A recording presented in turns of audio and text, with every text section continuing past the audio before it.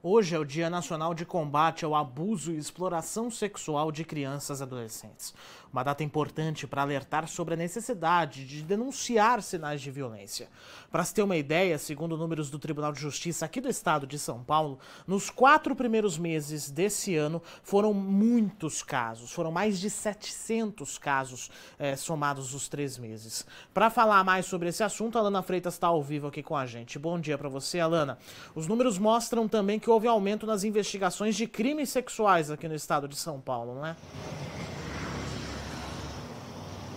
Então, esses casos, bom dia para você, Felipe, também para quem nos assiste, esses casos, tem uma pesquisa aí que mostra aumento na investigação, mas tem uma pesquisa também da Unicef que fala que houve queda nas denúncias durante a pandemia, mas a Unicef não acredita que tenha diminuído os casos, mas sim que o fechamento das escolas, Felipe, tenha dificultado essas denúncias, já que muitos dos casos, são descobertos na escola pelos professores, psicólogos, coordenadores que avaliam o comportamento dessas crianças. Então isso pode estar caindo denúncias, viu? Diminuído denúncias aí em todo o estado. Mas olha só que outro dado que chama atenção, é um dado da Ouvidoria Nacional de Direitos Humanos, sobre a violência sexual. Na maioria das vezes, segundo a ouvidoria, 73% das vezes acontece na casa da vítima. E essa criança ou adolescente é vítima do pai ou do padrasto em 40% das denúncias. Então, realmente acontece em casa, Pode ter aumentado muito durante a pandemia, já que as pessoas passaram mais tempo em casa, as crianças passaram mais tempo em casa, em todas as casas e também onde acontece abuso. Isso aconteceu, isso pode ter aumentado sim, casos de abuso e diminuído as denúncias, como eu falei, devido às escolas estarem fechadas, segundo essa pesquisa da Unicef. Então, é um dado que realmente preocupa a gente nesse momento, Felipe. Ô, Alana, e preocupa até porque a gente estava até conversando recentemente com advogados especialistas nesse sentido, porque as escolas, elas têm um papel aí justamente de ser um ponto de confiança das crianças, não é? Isso me lembra o caso do próprio Henri, não é? Que a gente mostrou aqui, que não estava na escola, a babá disse ter visto as agressões, ainda que o depoimento dela seja contraditório em alguma forma, mas aqui na nossa região nós temos casos também de crianças que foram levar isso às escolas, levar aos professores que estavam sendo vítimas de violência, e isso acabou fazendo com que as denúncias acabassem sendo feitas. Agora, Alana, de uma forma geral, quais são os sinais que as pessoas devem estar atentas para perceber que tem alguma coisa errada?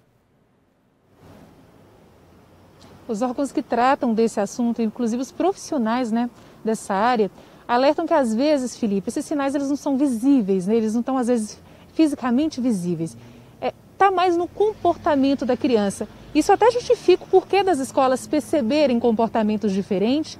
Esse é o alerta também para as pessoas em casa analisarem melhor o comportamento das crianças e dos adolescentes, como eles estão se comportando. Mudanças repentinas chamam a atenção para mostrar que algo não está normal, alterações no humor, na alimentação e no sono, merecem atenção especial. Além disso, outra orientação é observar a resistência dessa criança ou adolescente em ficar sozinha na companhia de determinada pessoa. Então não cabe aos familiares insistir para que a criança vá para a casa de um tio, enfim, para a casa de algum parente, se ela demonstrar que não quer ficar na casa daquela pessoa. Isso também é um sinal importante que tem que ser levado em conta. Outras vezes, esses sinais são mais explícitos, são gritos, choros constantes, um comportamento muito diferente que a criança ou adolescente passa a ter, principalmente as crianças, não sabem como contar e ficam mais nervosas, choram mais, enfim, mudam o comportamento. Então esse é o alerta para as pessoas ficarem atentos, pais, mães ficarem atentos ao comportamento dos filhos. São esses detalhes que muitas vezes o professor ou um especialista da escola percebe e que a gente pode perceber também em casa. Inclusive, a linguagem, como se chama na análise de comunicação, não é?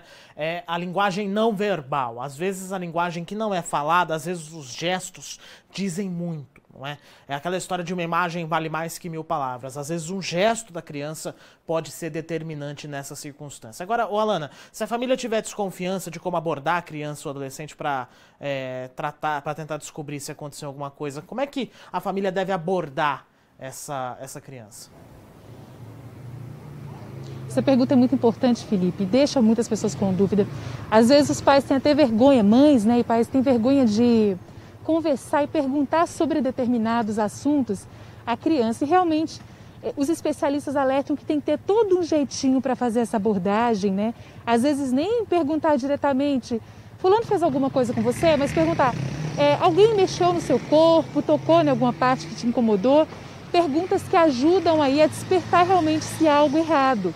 Também orientam que não deve insistir caso a criança ou adolescente não queira falar sobre o assunto. Nesse caso, se existir realmente uma suspeita e tiver dificuldade ali no diálogo com essa criança que pode ser uma vítima, é melhor denunciar e deixar que especialistas, né, que trabalham nessas entidades onde são feitas as denúncias, conversem com essa criança do jeito certo, até para evitar algum problema no comportamento dela, evitar que ela, né, não conte. Então o especialista vai saber fazer essa abordagem caso em casa, né, esse parente, mãe, está desconfiada aí de um abuso, não saiba como abordar ou tem dificuldade de resistência, é realmente denunciar, falar que existe a suspeita e deixar que os especialistas façam esse trabalho também. Alana, você falou aí sobre a denúncia, né? Onde denunciar, afinal das contas? Então, olha só, tem o governo federal, tem um Disque 100, ele é mantido, né, pelo governo federal, o Disque 100, e ele recebe e monitora denúncias de violação dos direitos humanos.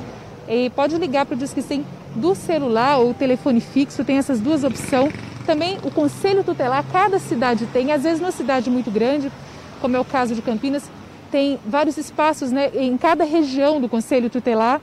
Então, é uma denúncia que pode ser feita em casos mais graves, Felipe, graves mesmo, de flagrantes e muito explícito. Inclusive, o 190 da Polícia Militar pode ser acionado. Tem o Disque Denúncia, 181, para se a pessoa desconfia de algum vizinho, que algum vizinho está cometendo esse tipo de abuso, que uma criança próxima está sofrendo esse tipo de abuso, pode ir pelo 181.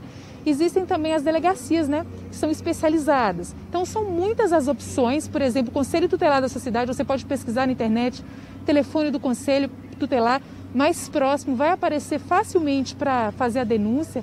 Eles até facilitam esse trabalho de pesquisa, né, na internet para que ajude as pessoas realmente a denunciarem, facilitar esse trabalho aí. É importante denunciar porque a partir daí vai começar uma investigação, né, que pode resultar na descoberta de um real abuso e punir esses agressores. Inclusive aqui em Campinas são 5 conselhos tutelares, um para cada região da cidade. Agora, Alana, vamos entender de uma vez por todas por que você está na frente da Câmara Municipal. É porque aqui a cidade também está realizando ações do tipo para orientar e para também querer combater a violência infantil, não é? Exatamente, hoje é o dia, né, que celebra a luta contra a violência, o abuso sexual de crianças e adolescentes. E a Câmara Municipal daqui, né, na verdade, é a Comissão Permanente de Defesa dos Direitos da Criança e do Adolescente da Câmara de Campinas, né? É presidida, inclusive, pela vereadora Débora Palermo e promove hoje um debate público, né? Ele vai acontecer sobre esse tema, Felipe, ele vai acontecer a partir das 14 horas, celebrando o Dia Nacional de Combate ao Abuso e Exploração Sexual de Crianças e Adolescentes. E é focado nesse tipo de violência, né, que faz vítimas, aí, milhares de vítimas por ano no Brasil. E esse debate ele vai ser transmitido, a gente está na situação de pandemia, né, para facilitar que todo mundo tenha acesso, será transmitido por vários canais aqui da Câmara Municipal. É um debate muito importante, vai tirar muitas dúvidas, inclusive se ficou dúvida sobre como denunciar, como identificar, são assuntos, dados locais, tudo isso vai ser abordado nesse debate. Então, terão especialistas, né, que vão aí discorrer sobre o tema e vale muito a pena acompanhar. Ele será transmitido pela TV Câmara, além disso há também a retransmissão pela internet, no site oficial da Câmara, no YouTube também, no canal oficial da TV Câmara e nas fanpages também oficiais da Câmara Municipal. Então são várias opções aí para acompanhar essa transmissão ao vivo a partir das 14 horas, um assunto muito importante, né? Se alguém tem dúvida, quer discorrer sobre esse assunto, é só se ligar, que é um evento que vai trazer especialistas e a discussão vai ser muito ampla. Tá aí então a Alana Freitas trazendo um panorama sobre a questão da violência contra crianças aqui na nossa região e também no estado de São Paulo. Obrigado, viu, Alana, pelas informações. Obrigado também ao Rodrigo Pereira.